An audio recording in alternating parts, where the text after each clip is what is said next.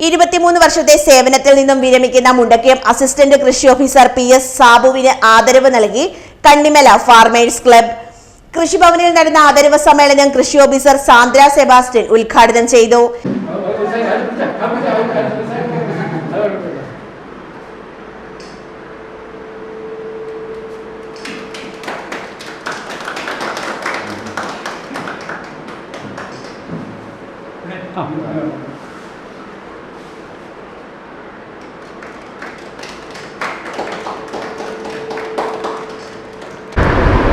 ഏറ്റവും സന്തോഷവും അതുപോലെ തന്നെ ഒരു സങ്കടകരമായ കാര്യമാണ് സാറിൻ്റെ ഈ യാത്രയപ്പ് എന്ന് പറയുന്നത്.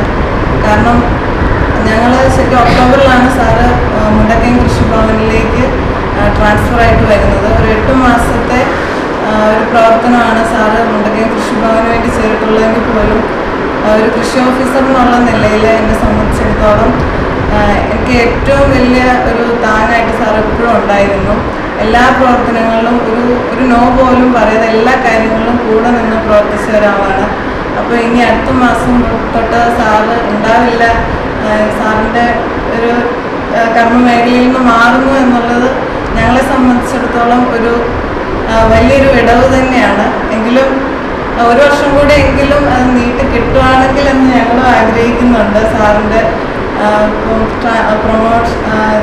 റിട്ടയർമെൻറ്റിൻ്റേത് ഒരു വർഷം കൂടെ എങ്കിലും നീട്ടി കിട്ടുമായിരുന്നെങ്കിൽ എന്ന് ഞങ്ങൾ പ്രതീക്ഷിക്കുന്നുണ്ട്.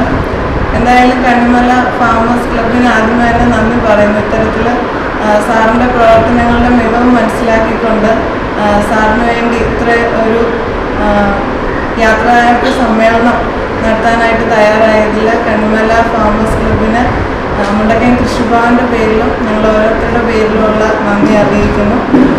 ബേബിച്ചൻ പ്ലാക്കാട്ട് അധ്യക്ഷത വഹിച്ച യോഗത്തിൽ farmers club president PD John മുഖ്യപ്രഭാഷണം നടത്തി. ഏതാനും ചുരുങ്ങിയ സമയം കൊണ്ട് തന്നെ തൻ്റെ പ്രവർത്തനത്തിൽ അത് പ്രാഗൽഭ്യം വരുത്തിയ വ്യക്തിത്വമാണ് നമ്മുടെ പ്രിയങ്കരായ സാബു PS. അദ്ദേഹത്തെ സംബന്ധിച്ചിടത്തോളം അദ്ദേഹത്തിൻ്റെ മനസ്സിലെപ്പോഴും കൃഷി മാത്രമേ ഉള്ളൂ. ഇത് എടുത്തു പറയാൻ കാരണം കണ്ണിമല ഫാർമേഴ്സ് ക്ലബ്ബ് കണ്ണിമല ഒരു സെമിനാർ വെച്ചപ്പോൾ അതിൽ വന്ന് ക്ലാസ് എടുക്കുകയും അതറിയാം, കൃഷിക്കാർക്കൊന്നും അറിയാൻ മേലാത്ത ഒത്തിരി കാര്യങ്ങൾ കടന്നു ചെന്ന് Sabu Thomas, TG Gopi, AM Raveendran, Jose Kannimala എന്നിവർ സംസാരിച്ചു. തുടർന്ന് അസിസ്റ്റന്റ് കൃഷി ഓഫീസർ സാബു PS മറുപടി പ്രസംഗം നടത്തി. കർഷകരിൽ എത്തിച്ചു.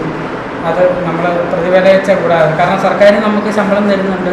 അതുകൊണ്ട് കർഷകർക്ക് വേണ്ട സേവനങ്ങൾ വേണ്ട സമയത്ത് വേണ്ട രീതിയിൽ കർഷകരിൽ എത്തിക്കാൻ സാധിച്ചു എന്നാണ് എനിക്ക് തോന്നുന്നത്. പിന്നെ നിങ്ങളെല്ലാവരും എന്നെ ഇങ്ങനെ പറയുമ്പോൾ ഇവിടെ കൃഷി ഓഫീസറും അവരെൻ്റെ സഹപ്രവർത്തക ദീപിയുണ്ട്, ഇവരൊക്കെ എന്നെ കഴിഞ്ഞ് മികച്ച ആൾക്കാരാണ്.